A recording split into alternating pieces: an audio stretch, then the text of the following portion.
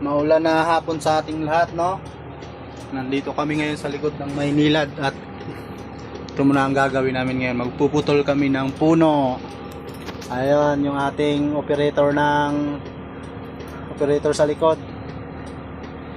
Si Anong. Taas ayun, si Kuya yung pumasok na.